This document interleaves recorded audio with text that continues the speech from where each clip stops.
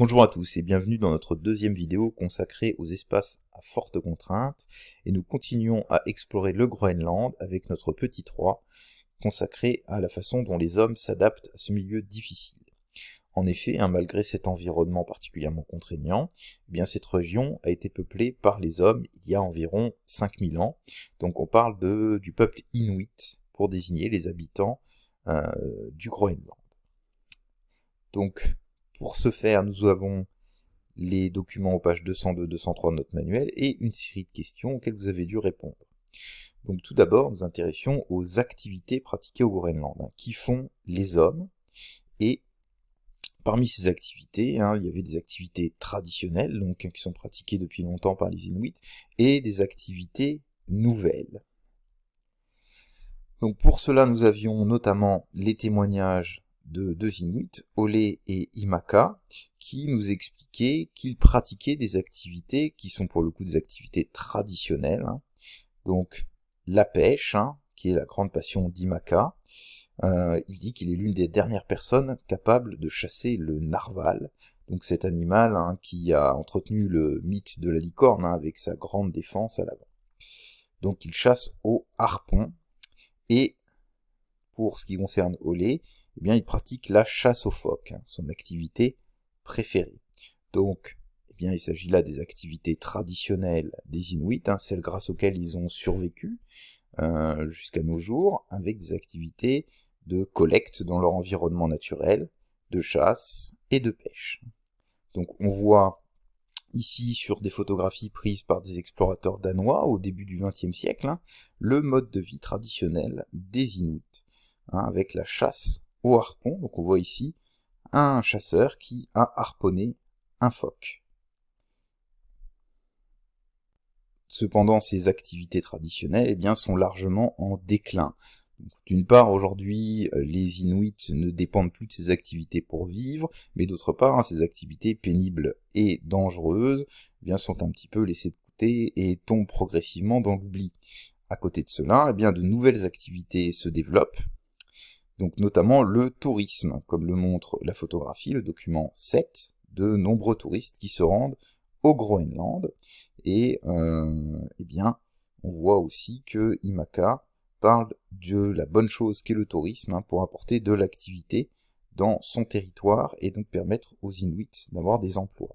Donc nous pouvons noter, pour répondre à cette question, que traditionnellement les Inuits pratiquent la chasse et la pêche, mais ces activités sont en déclin, c'est-à-dire que ces activités reculent, elles sont de plus en plus rares, et que l'activité dynamique, celle qui augmente, est le tourisme. Ce qui nous amène à notre seconde question, spécifiquement sur le document 7, pourquoi les touristes viennent-ils dans le Groenland, un espace à forte contrainte?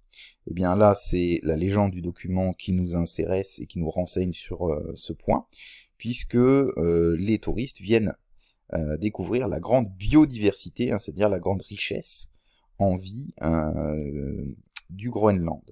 Donc, la biodiversité est notamment symbolisée par une espèce emblématique comme l'ours polaire. Et d'autre part, on peut voir le paysage particulièrement spectaculaire du Groenland avec sa banquise et sa calotte polaire qui tombe à pic dans l'océan, et sous l'effet du réchauffement climatique, des blocs entiers de glaciers s'effondrent dans la mer.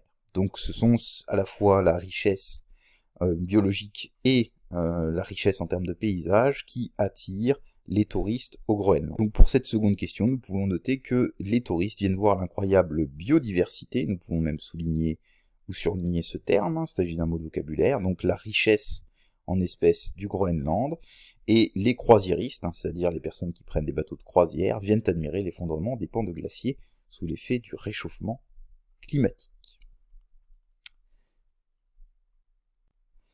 Donc malgré ces contraintes, comment les habitants parviennent-ils à communiquer, c'est-à-dire d'une part à se déplacer et d'autre part à échanger des informations en dépit de ces contraintes? Alors, les documents nous renseignent sur les moyens de transport, donc traditionnellement le traîneau, et un peu plus récemment la radio permettait de communiquer entre les villages.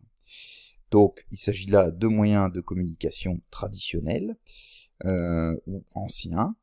Donc pour se déplacer, les Inuits utilisaient les traîneaux tirés par des chiens, le fameux ski, et ce sont aussi les inventeurs du kayak, au pot de phoque, qui permettait donc d'aller à la chasse et de se déplacer, donc par mer et sur terre grâce au traîneau.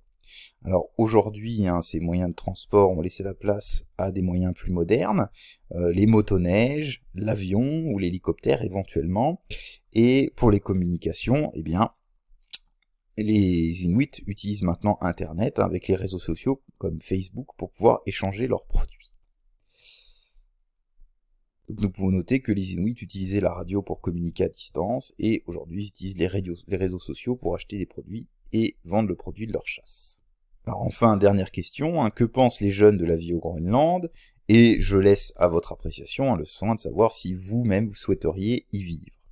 Alors, vous avez remarqué que Imaka et Olé sont des hommes déjà un petit peu âgés, et donc, pour avoir le témoignage de la jeunesse sur les conditions au Groenland, eh bien, il faut se tourner vers le document 8 et Naja, qui nous explique, eh bien, que relativement peu de personnes, en tout cas parmi les jeunes, souhaitent rester au Groenland pour des raisons qui touchent à l'emploi, la difficulté de trouver du travail, et à l'isolement, et enfin au fait que, eh bien, pour suivre des études, par exemple, il faille se rendre au Danemark.